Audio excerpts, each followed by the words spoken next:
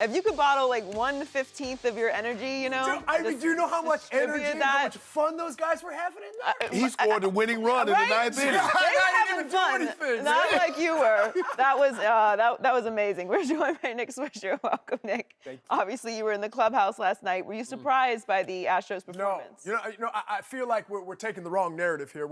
I feel like some people are taking it. What did the Los Angeles not do? What did the Dodgers not do to win? It's what the Houston Astros did. They went and won this World Series straight up. They had to win a Game 7 in the ALCS. Then they had to win Game 7 on the road against the mighty blue, the Dodgers. For them to be in the position they are right now with as much devastation that has been done with Hurricane Harvey, this is one of those destiny moments. This is one of those feel-good stories. And rather than looking at what the Dodgers might not have done, we really need to understand that the Houston Astros are here to stay. This team is built for the future, and it's about time that we give them the credit they deserve.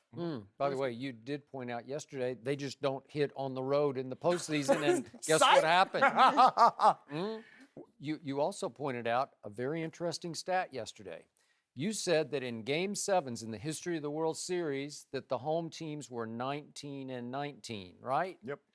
That means that the pressure, as we all said, was on the home team, right? Yep. And you start grinding those bats, and Yeah. they start turning to sawdust because you're trying so hard to live up to all that emotion and noise. This is it, do or die, and you die. Right? Well, I mean, Shannon, you guys know you were in the stadium when the Astros scored that run in the first inning. The air just got taken right out of the building, and it was hard to come back. Right. So I feel like the Houston Astros, man, with this tremendous group of guys they have, the young core group that they have, the veteran leaders, Justin Verlander cemented his legacy for sure in winning that. And even on the other side for the Dodgers, I was happy Clayton came in last night, pitched great, did a good job, kept his team in the game. They just couldn't get the bats going. What did teams say when they play a Game 7 on the road? What do they want to do? Start fast. Sure. Play fast. They started fast. 2-0, 5-0, ball game. Ball game. And that was the thing. And Joy and I, we were talking. I was like, Joy, if they can just get this run, they got a leadoff double in the bottom of the first. Yes. If they just get something on the board, they're like, okay, we answered. We answered. They had leadoff runners on each of the first 3 innings. Last 3 innings, they didn't get a hit. So you had your opportunities. Yep. So give Houston credit. Yeah, there's no doubt. You have runners in scoring positions, and they kept you from circling the bases. Okay, it wasn't what you didn't do. What about what they did do? Altuve is going to, I believe it will be the AL MVP. The dude hit 194 in the World Series and they still won. Not very many teams, when you got an MVP player and he plays as bad as he did for the most part. Now, he had a couple of good games, that 13-12 game, he was out of his mind. But normally, if you have an MVP player in any sport, Skip, and he doesn't play well in the biggest game, you're not winning. It's as simple as that. The reason why they did win, because they have multiple MVP guys. Yes. I mean, this team is stacked top to bottom. When your leadoff hitter is 6'4", 230, I mean, come on. Set the record for most homers hit in a World Series game. Most total bases, I mean, come on. And look at him, and look what he did against the Yankees. Zilch. Nothing. And then he comes back, now he's going to be known forever. He's the World Series MVP, man. I mean, I'm going to get that on my batting gloves. I'm going to put it on my lapel. I'm going to have it right down my shirts, baby. You know it. Yeah. You did hit a World Series home run in Game 3 against Philly. You remember that at Philly? You swing hard. You never know what could happen. J.A. Happ, you just rocked him. Am I remember right? that? I know You this remember stuff. that? I know this That's stuff. my guy. You had a double in that game. Yes, sir. After I got benched. Do you remember that? Do I? Yeah, man. I needed that. Thank you. I needed that one. This man's still celebrating that moment. That was in 2009, Skip. That wasn't that long ago. So here's the one thing that mystifies me about the game of baseball. There is luck involved in hitting a baseball because it's so hard to do that you can't guide it. Maybe Tony Gwynn could say, I'm going to hit it between there and there. Few and maybe, far between. but very, very few. Maybe Right. Pete Rose could in his day. But last night was three classic examples of hitting the ball on the button right at somebody. Well, there's luck. Like, maybe it's just not your night. So I give all the credit to Houston because they did what you thought they might not be able to do on Correct. the road. Yes, They sir. did on the road, Yes. and they did it right out of the box because Springer leads off and just smokes it up into the. And what Vince Carter do? Man, it was over after that right here. It was over. Okay. And congratulations to the Houston Astros, man. That was All of a amazing. sudden, the Dodgers have 3 opportunities that they had cashed in on again and again and again throughout the postseason, if not throughout the year.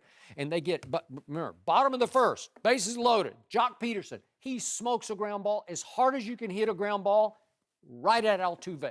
What if he hits it up the middle or between the gap? One step to the left, one step to the right. And it just rolls up. He hit it so hard it could have gone up the gap, Mm-hmm. And people are just parading around the bases, right? Because the bases are loaded. Then we got first and second, bottom of the second. First and second. Yeah. And Chris Taylor hits a shot and just hits it right to Correa, and they're doubled off. Yep. Okay, well, that's just bad luck. Like, it's not your night. Am I right? That's where analytics in the game of baseball, Okay. that's where you got to throw them out. You got to throw them out gotta because throw 'em out. you can't help that.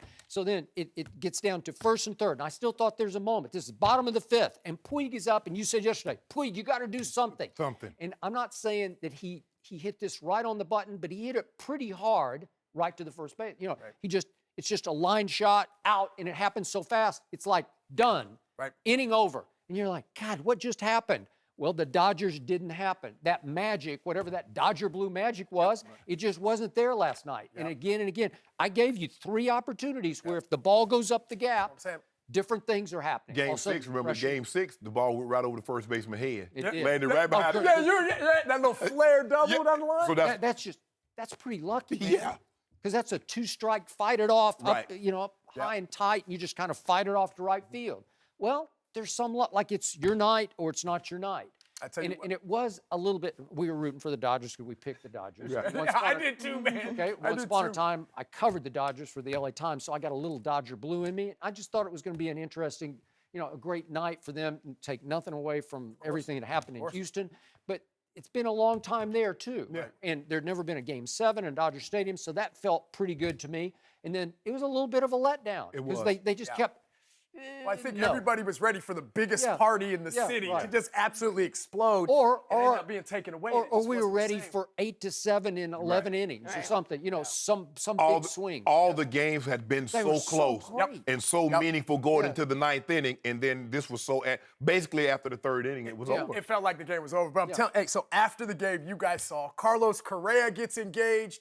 Carlos Beltran, 20 years in the show, That's man. He finally unbelievable. won a World Series. Unbelievable. The grown man was crying on a baseball field. Like, those are pretty emotional things. And I was fortunate and lucky enough to be there. So Yeah, right, man, now, I mean, right now, we're feeling pretty You got good a base about our hit. You got a game. base hit in the game. Scored the winning run. I mean, he's You got a celebrating. poncho. In my head, man, in my head. Goggles. Are you thinking about making a comeback? No, sir, baby. Hey, this is all aesthetics right here. You know? Really? Okay. That's all it's for. I like you throwing a little Ric Flair in there at the That's end. right, too. baby. You know it. Thanks for watching. Subscribe here to get the latest from the show. Be sure to check out more of the best clips from Undisputed, or go watch a few segments from the newest show on FS1, First Things First, with Chris Carter and Nick Wright.